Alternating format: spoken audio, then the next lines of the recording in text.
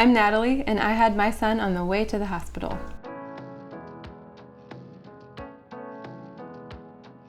My name is Natalie Wilson, and I have two children. My daughter Amelia is 5 years old, and my son Isaac just turned 3.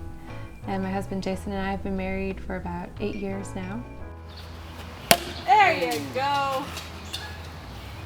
I woke up at about 5 in the morning with a really large contraction, and I'd been having a lot of contractions, but this one was a lot bigger, and it continued that way throughout the morning and early afternoon.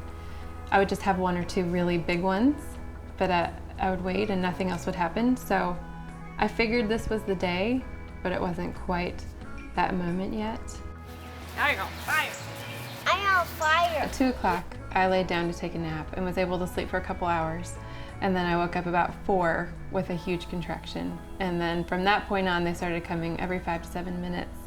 And when that went on for about an hour, I knew that it was really going to be the time he was coming. At 5 o'clock, I called my dad because they were going to watch our daughter Amelia for us. And he had to go pick my mom up from where she was working, and it was going to take them about an hour to get to us. So he said he could come right then, or we could wait an hour. And I said I'd only been in labor, real labor, for an hour, and I'm sure another hour would be fine. Right about the 45-minute mark, I had a contraction that kind of radiated through my whole body, and it felt very different. I needed to lay down, and then I had another one pretty soon after that, and that's when we knew we should go to the hospital.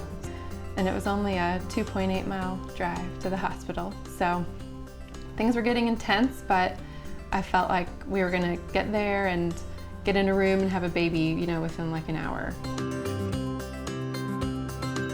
We're going up the street, we make it through the first intersection, and then we get onto a pretty busy road, and there's a lot of traffic because it's Friday at 6:15. It's a really busy intersection, and we're in the left lane and pull up to the red light. And it looks like it's probably gonna take about 2 cycles of the light to get through, and that's when my water breaks. I reached in and I could feel his head right there. So he came down with the water and he was crowning, and we were in the left lane, red light, there was nowhere to go. So I stayed on my hands and knees in the back seat. My husband called 911. Before we even made it through that intersection, his head was already halfway out. And then before we even made it to the next intersection, he was all the way out. So at that point, my husband decided to pull over and wait for the ambulance to find us. And he didn't tell me he was going to pull over. And so as he turned, Isaac and I kind of flew down to the floor. I think that cut the cord, because once we parked and I was holding him, the cord was cut. And I wrapped him up in my shirt, and the dispatcher told us to tap his feet to make him cry so that he'd be breathing, and to crank up the heater, and we just sat there waiting for the ambulance to come. He seemed alert, he just seemed kind of relaxed. So tapping his feet made him cry a little bit, but I was pretty confident that he was breathing. And then once we got to the hospital and they took him from me and cleaned him, then he screamed. Isaac was born at approximately 6:30, and he weighed 8 pounds, 9 ounces. I'm on that road all the time, daily, really.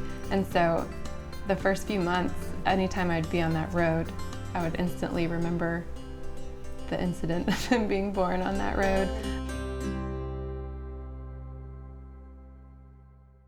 Subscribe to CafeMom Studios on YouTube now.